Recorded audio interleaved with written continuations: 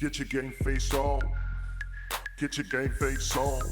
Welcome to the GameFace MPNFL DIV2 Footy Show. Thanks to Swizz Locker. Wonderful to be here. Todd Gardner from Chelsea joining the panel today to talk about his team's great fight-back win over Hastings.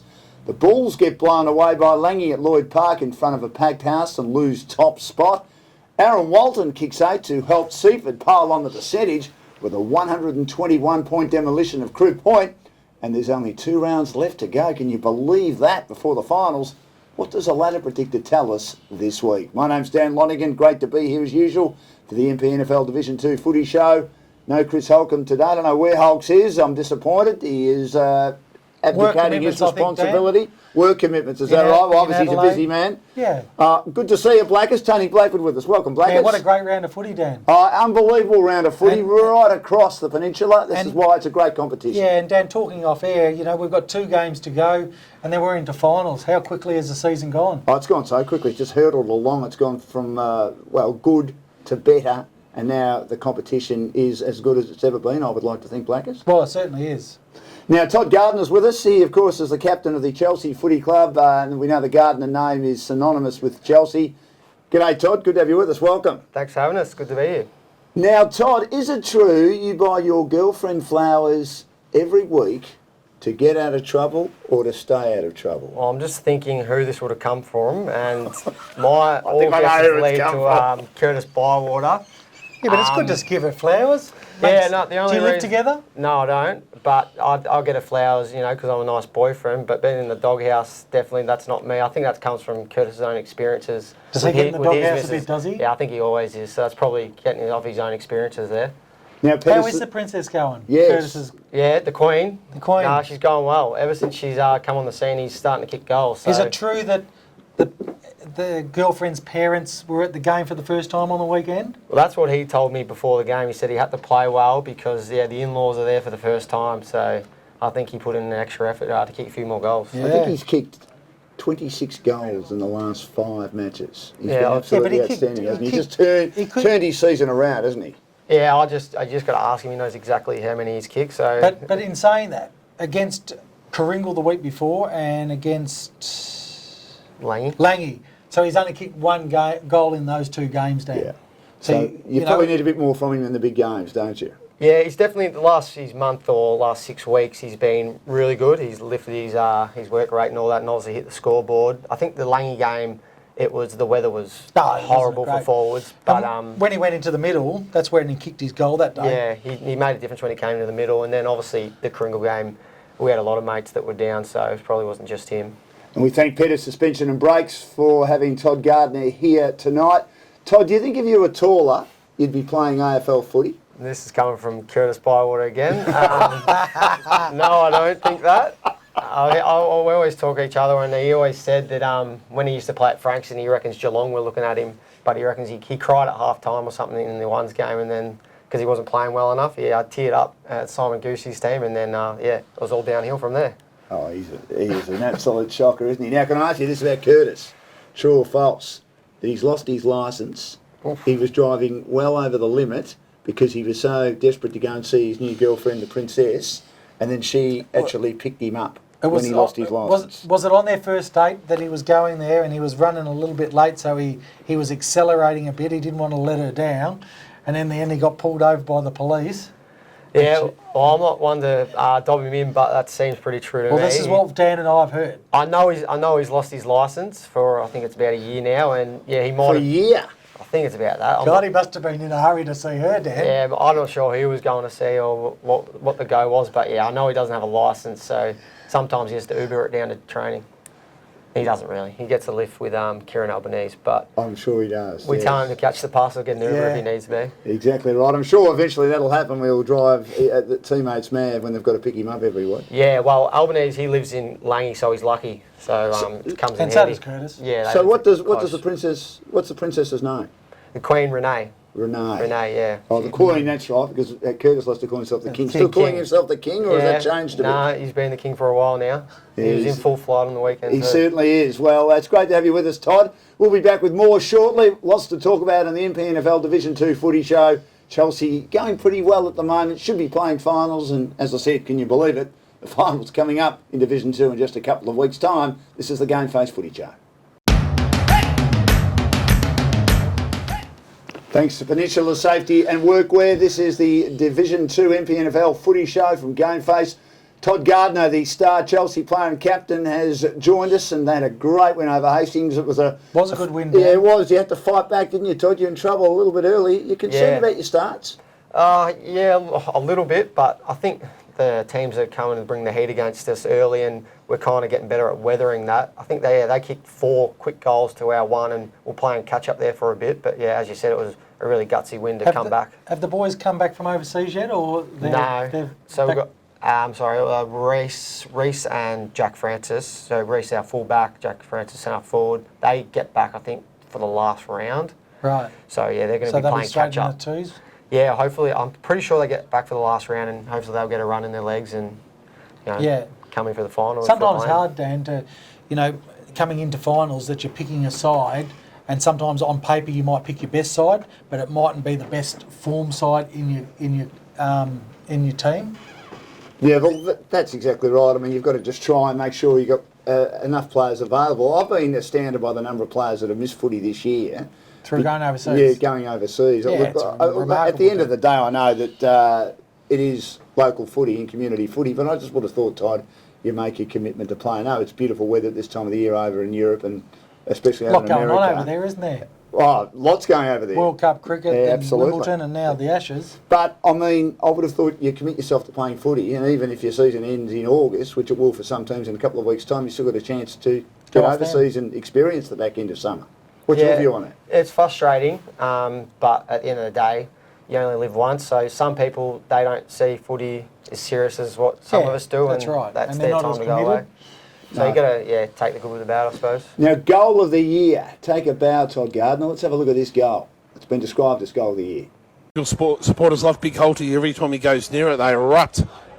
So Carter, Zane Carter, beautiful kick out to Foster. Handballs quickly to Gardner.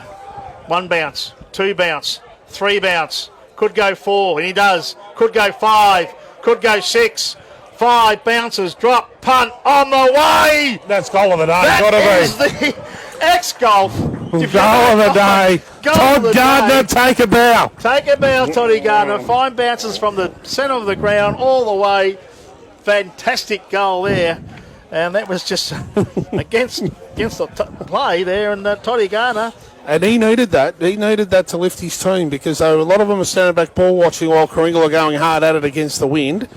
And he said, listen, boys, this is how you do it.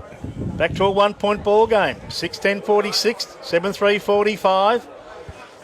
Beautiful goal there by Toddy Gardner. That was definitely the ex-Golf Mornington goal of the day there. If you don't mind, please, umpire. Up they go. Do you think it's the best goal you've ever kicked? Yeah, I don't know. I don't even know how I did it really, but because I'm not that quick. I think I was actually calling. Quick there. I was calling for a few shepherds. I think Jesse Davis laid a shepherd for me, and so did Joshy Hargrave. So without them, I wouldn't have kicked it. Oh, you're a little bit, I think, being a bit humble, aren't you? You sort of by saying that. I mean, you are a great player. He had a lot of space out there, Dan, didn't he? Oh, he did. You had too much space. Were you surprised about how much space you had? Karingal go man on man, so and it was a kick out. So yeah, we found a bit of space out in the wing, and I think Fozzie took a nice mark and just gave a quick dish. So it was like a pretty lucky. Yeah, Karingal don't get much space against them. He had a wonderful start against Karingal. I think he kicked 6 or 7 goals, and then you were only able to kick 1 more goal for the rest of the day, and that was that goal. Was that goal? Yeah, the third quarter. What do you put that down to? The second half we didn't really show up, and they kind of picked it up, and we didn't match it with them. And Karingal were a good side. They've been top 2 for the year, and that's for a reason really. So we need to bring a lot more heat if we want to get close to them next time. That's right. So, in regard to the top sides, that's been the issue this year. I mean, how far away though are you? Do you think you are from being good enough to beat those top sides? Yeah, we definitely don't think we're not good enough to beat them. I think we've only been blown out. That Karingal game, we were nowhere near it. And obviously the Red Hill game, they were unstoppable. But apart from that, I don't think we're in games. So you were there that day, Dan, weren't you? The Chelsea Coringle game. Red Hill. No, the Red Hill game I was, and I thought, yeah, good on you, Blackers. I mean, everyone, Todd, keeps getting stuck into me about the fact that I thought Red Hill were as good as I was. They're the best team in the peninsula. They were that day. And Chelsea of all the teams I've seen. Yeah, and I think they've come Chelsea back were to the there field a just bit to be since witches' then. hats that day. Well, Charlie, you struggled that Isn't day, that what you didn't said? I was chasing, I was chasing us all day. So they were pretty good. They were real slick. But yeah, as you've seen That's probably the best they've played all year, Dan. Oh, I think so. They've said that too. And they're very good against Hastings as well, up at Red Hill, when Hastings has started the season well. But they've gone back to the field a bit, I think. I think as well, I remember Irving was on the panel earlier in the year and he said, all sides are going to have their momentum swings throughout the season where they're going to be playing patches of good footy. Yeah. And theirs was real early where they played for about six to 8 weeks where they were unstoppable, and now they've hit a few injuries and a bit of a form slump. But, they're getting it now and they'll probably prime up again once finals start. You seem to have self-belief because there was a match that I called against Somerville in the wet, and that's when Curtis started to find some form. You're outstanding that year, Brad Clark too. And you're behind all day and you found a way to get up and win. That might be the game that will stop Somerville from playing in the finals. I know their coach, Brad Canavan, we had him on the panel last week, Todd, and he was shattered about that, that loss. Right, Dan. But again, you're 8 points down at three-quarter time and you found a way to win the game. You must have been pleased with that on the weekend. Yeah, against Somerville as well, and probably Hastings, we probably weren't deserving to win it until later in the game. And I guess, with wins like that, it gives you that belief that you're always in the game. I'm an Essendon supporter, so what they've been doing the last probably 6 month, weeks. 6 weeks, they're always got that belief that no matter what, you can still win it. So it's good to have in the back of your mind. What was it like having Fev there? He was getting heckled a bit, I believe. Yeah, no, he was good. The crowd was kind of following him from end to end. I said before the game, the ideal result would be we win and Fev kicks a bag, and I think he ended up with 5. So, Yeah. and Did he have a drink afterwards? yeah, he came up and had a beer. Yeah, good. No, he was good value, Fev. No, he's a terrific bloke. He's been really, And that's really a great- good for the competition. A great effort by him kicking 5 last Yeah, week. absolutely. I think that's probably his best game for the year, Dan. He hasn't moved that far, and we know that, but his Doesn't matter. body has got a lot of injuries. He's been through a lot of wear and tear, but if he can contribute every week, that's good. Now, Brad Clark back on the side was good for you, Todd. Luke Caspers obviously has been so important as the blanket, hasn't he? I mean, he's become your tagger, your go-to man. He's had some big roles, hasn't he? Yeah, no, he's been real good. He probably came in the side. He always seems to not be playing early on in the year. He's playing twos. He's normally the twos captain. But every time, like even last year, when the whips are cracking, he seems to be... Like a pre-season? Or? No, not really. It's just he understands his role for the club, and he always comes in later in the year, and he does some huge jobs for us. Obviously, he did a job on Burke before last week, so you give him any job and you know he'll do it. And Curtis 5 in the last quarter helped you get over the line. Could you feel at three-quarter time? Wonderful last quarter, you know him very well that he was going to have a big last quarter. Yeah, so he had 4 up to three-quarter time. Which is still a pretty good effort. Yeah, we felt as a side we were getting on top, especially on the outside, and yeah, he literally took it upon himself that quarter. It was pretty impressive, probably one of the best quarters I've ever seen from an individual, so no, it was pretty good to see Did you go off in the rooms afterwards? Yeah, no, he loved it. He wasn't doing anything that night, but because of his game he actually came up and had a few beers, so it was good. He's very good for the competition. He's good for the club, isn't he? He's infectious. Yeah, no, he's good. He brings a vibe. Dan. You do, absolutely. Now, right in front of you here is it's a beautiful jumper. We know the Chelsea jumper, and you've got obviously a very special jumper this week. It's the Towards Zero round, obviously promoting no drink driving, which is fantastic. And you're the captain, and you wear number 0. Ever wore number 0 before, Todd? No, I haven't. So yeah, it'll be interesting. I think all the captains in the league are wearing it. So yeah, that's the jumper there. Excellent. And yeah, I got it fitted the other day, so it's very You happy tight. with it? Yeah, it's skin tight. So Is it it's really? good. It's what we want. Terrific. Are you going to be allowed to hang on to it after this week? I actually haven't asked them. I'm not sure. I hope so. Hope you can. It'd be fantastic. Hopefully. Now, thanks to SPT Performance, let's have a look at the big game between Coringle and your mob Blackers, Lang Warren. The Bulls got blown away by Langy at Lloyd Park. Apparently a massive crowd, which is great for local footy. Yeah, it was a great crowd, Dan, and it was a really good day for local footy. There was hardly any wind, and the sun was sticking its head out between the clouds. And look, Coringle probably went in undermanned a little bit, Dan, but take nothing away from the way that Lang Warren have been playing. They've been playing really good football, and at home, we always thought that they'd be a real big chance to win. We've got a third contender now, haven't we? Well, I think so. 10 of 11 they've won. They have, and they've the last 4 weeks they've beaten Somerville, Chelsea, Seaford and Coringle. They're their last 4 wins. Because we spoke about the draw, and it's not even in second division with 12 teams and No, and 18 we've games. talked about it Yeah, a we lot, have. Dan. But you've still got to beat everyone you come up against, and if you're good enough to win the premiership, you've got to beat everyone. Beat all the contenders. Yeah, that's right. And they're doing that now, aren't they? Yeah, that's right. And some sides get a favourable draw, and I think that Langwarren have got a draw that's quite a hard draw, but they're getting the job done every week, Dan. Now, Norm Whiteside is the president. He's a shy and retiring type at times. He's admitted the lid is off. Is that a bit of a worry? Oh, I don't know about the lid is off, Dan. I think they're going to be a side that's going to be able to challenge now, Dan, having the double chance. You know, if they win one out of the next 2 games, they play Pearsdale and they play Red Hill. If they can win one of those 2 games, then they'll get the double chance. President Norm Whiteside Blackers at Langwarren has admitted the lid is off, and there's a bit of a bet going on between him and the Coringle president, Troy Callaghan. So Troy and Norm had a bet, and I think it's something to do with their Facebook accounts. And Troy's got his Coringle Bull banner, and Norm's got his Kangaroo Langwarren. So now Troy's got his Langwarren emblem on his Facebook page. That's how I think it unfolded. I always remember back in 1993 when I was broadcasting footy for 3CS Colac, and there was the Hampden League. It was a great comp down in the southwest of the state. And there were 3 teams in it. There was Colac, there was Terang coached by Bernie Harris, and everyone used to travel, Todd, from all sectors of the southwest of Victoria just to hear Bernie talk, because there weren't too many words, but it wasn't a swear word. He's one of the all-time greats, but he kicked 5 or 6 goals in a quarter to win a game of footy. He was one of those, come with me boys, I'll get you over the line. So there was Terang, there was Colac, and there was Mortlake, coached by Gerard Fitzgerald in his very early days of coaching. One of the all-time greats. And Mortlake could beat Colac, but Terang couldn't beat Colac, but Mortlake couldn't beat Terang. So in the end it was a Colac-Terang grand final, and Colac won. I think we've got a similar situation, boys, here, that Langwarren are capable of beating Coringle, probably can't beat Red Hill at the moment.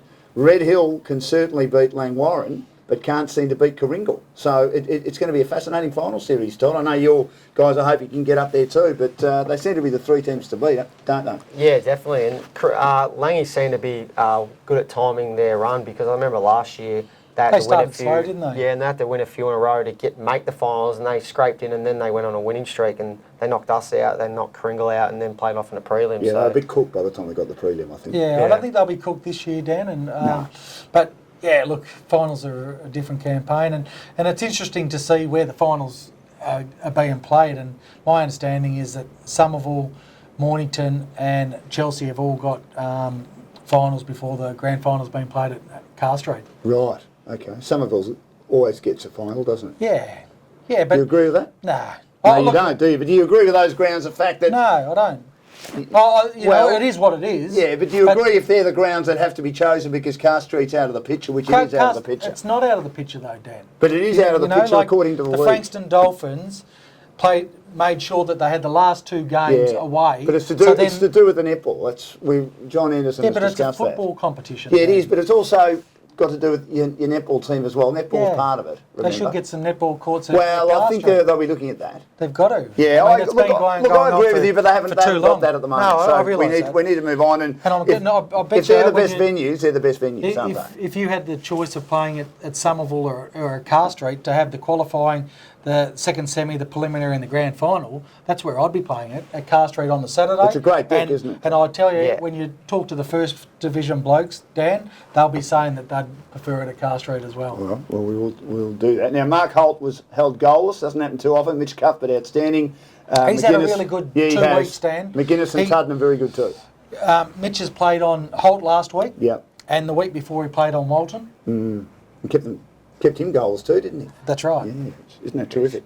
Now, Bryce Kellerman was a huge out, and bad news for Coringle. Will this stop them from winning the premiership? You're a big fan of Grant Goodall, Blackers. His season is over. He's got a fractured shoulder, so he goes in the ruck. Unfortunately, he left the field early in the game, and but he come on late in the game, and I just hope for his sake it's not as severe as they make out to be. My understanding is that he's probably done his collarbone, but I hope for Grant and Coringle that he does get up for the finals. Ambience Catering's one of our very loyal sponsors, has been all year, and we look now at Seaford. Talking of Aaron Walton, after nil the week before, kicked 8. What a season he's having to help Seaford pile on the percentage with a big win over Crib Point. He's only 5 behind Mark Holt on the goal kicking. You've seen a fair bit of him, no doubt, Todd, over the years, Aaron Walton. I mean, he's a terrific player, isn't he? He's a small forward or medium-sized forward. He knows where the goals are. Yeah, he's that awkward matchup because obviously he can take a grab and he's quick on his feet as well. So it's So a if you tough play a matchup. small on him, you Yeah, know, he can play big as well. So that's it's right. hard. And if you put a big on him, he's probably quick. too quick and nimble. Now, Seaford, obviously, having that big percentage booster has hurt Somerville's chances, but Somerville losing to Chelsea, we've discussed it, even that 1 point loss at the start of the year when no one thought they'd be as good as they're going to be, is also going to hurt their chances. Yeah. And we discussed that last week. Certainly close losses, Dan, hurt sides along the way. And look, they'll win their last 2 games. They've just got to rely on Seaford. Seaford have got a really big challenge this week in Hastings, and then they come across Rye, who has had a better second half of the year than they had the first half of the year. Well, Hastings, of course, does need to keep winning as well. Paul Rogash expected to return from that This week. hamstring injury. Yeah. Such an important member of that side. Now, there was a point-blank miss, kick out in the full by a Somerville player. Take a look at this, and you might be able to tell us who it is.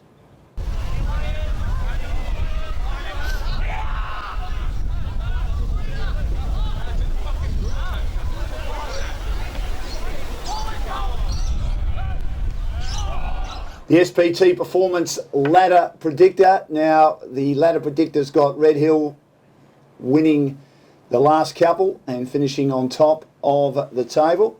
And you would think that would happen. And whether they're good enough to win the flag from there remains to be seen, Blackers. Well, that's right. I mean, they've got to win their last 2 games to finish on top. And Kringle, you know, they should beat Tybe and they should beat, who's that other one there, Dan? Pearsdale. Yeah. They should beat those 2 sides. And Red Hill have got to play Devon Meadows this week and Langy at Langy. That's a huge test, isn't it? Huge. For both sides. It is. If Langy win that, I think we'll be, not that we're not sitting up and taking notice now, I think we'll certainly be sitting up You're and not taking taking notice. any notice, Dan? I'm taking lots of notice, but I think we'll be thinking Blackers is having a huge influence on this team. I'm just... We'll give you more credit than we have all year, Blackers. Now, Kringle, yes, we think will win the last 2, Tybe and Pearsdale. Langwarren, we think can beat Pearsdale, but maybe not Red Hill. And they will finish on 52. Chelsea, Rye and Devon Meadows, you'll be warm favourites there, Todd. I mean, you've just got to get the job done, probably start a bit better in both matches. Yeah, well, Rye, going by results, Rye the last probably 6 weeks, they've been one of the big improvers, haven't they? one of the informed sides, so it's going to be a tough They got trip touched down up there. last week against Red Hill, though. You know, so the 4 weeks before that, the Hastings win was a fantastic win. Great win. And take nothing against Devon Meadows, Pearsdale and Crib Point. They've just got to beat those teams. That's who Rye have beaten, you know, so... but Rye, is it down at Rye? Down at Rye, yeah. Yeah. Do you like playing down there? I love it. Love It's a that good ground. deck, isn't it? Yeah. Why do you like it so much? Yeah, because the deck is so good, and I think it's good to watch footy at too. It is. As a A great supporter. venue. Yeah. You're sort of almost down in an amphitheatre, aren't you? Oh, it Yeah. is. Yeah. Beautiful And ground. Hastings and Somerville still a chance, but things have to go their way and they've got to rely on other results going their way. And They you have have to. to do that, makes it a bit tough, Lakers, doesn't Well, it? it does, but I think both sides... Hastings... I think Seaford will beat Hastings this week. Do you think so? I think so, yeah.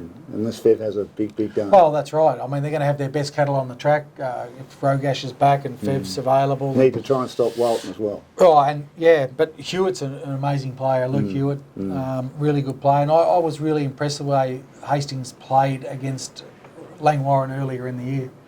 The Frankston RSL goal kicking table in second division, it's still alive. Mark Holt, none last week, remains on 62. 5 ahead of Aaron Walton after his bag full of 8. He's 57. Jonathan Ross has sort of slowed down late in the year. The Red Hill star with those skinny Ever arms. since you flexed your muscles. Yes, with he him. hasn't been as good, has he? No, I think he He was won't want to go near embarrassed. me, will he? I think he was embarrassed with the size of your arms, Dan, I compared to don't, his. I don't think he was embarrassed. I don't think anyone can be embarrassed with the size of my arms. You've only got to look at them and see. Ryan there's Gillis had nothing a off me. wonderful week He last did. week. Well, he's kicked 10 in the last 2. He's now on 47. 2 behind Jonathan Ross is on 48. And the King is flying home to get to 50 after kicking 9. Curtis Bywater on 46. And Harry Larwell hasn't been as prolific as he was early in the year, but still he and Jono Ross have kicked over 80 goals between them. He's kicked 1 last week to go to 34. The Swiss Locker tips for this particular round, the second last round of the season. I need to apologise, gentlemen, to Swiss Locker because my pronunciation of Swiss Locker has not been as good as it could be. But SWIVS means Swiss. My German is not outstanding, but I will get better and I will take German lessons because they've been one of our loyal sponsors all year. Hastings and Seaford, massive game, boys. The match being played at Hastings. What do you reckon, Blackers? Could Hastings cause a bit of an upset? You know, they probably think that like it's a 50-50 game for both sides. One's sitting in 7th spot and one's sitting in 5th spot. So if Seaford are to play finals, they need to win, Dan. They certainly do. What do you think, Todd, in that game? Yeah, I'll probably... It's a bit of a 50-50, but yeah, just Seaford have a lot to play for. They got that 5th position, so I think they've got a little bit more to play for and they might get over the line. I remember earlier in the season, Glenn and I headed out there just after the Brendan Favola controversy, and we weren't very popular with the Hastings supporters, and they weren't very popular with the Seaford supporters, and this time it's at Hastings home ground. The good news is that they won't be so close to the players if they get a bit fired up with each other in the crowd. Yeah, they're There's playing almost pretty a good fight football. right in front of the players coming off the ground last time. Last time they played at home, they lost in a... It was a terrific match. Well, a bad loss to Rye, you know. That's when they played at home last. So, yeah, it was a close game at Hastings, and Hastings, the last time they played, and Hastings Seaford, won that close game. It was very important for them. Now, Crib Point hosting Somerville. Somerville just need the big percentage booster, and they just need results to go their way. They'll get that Well, they're Todd, kicking this big week, won't scores.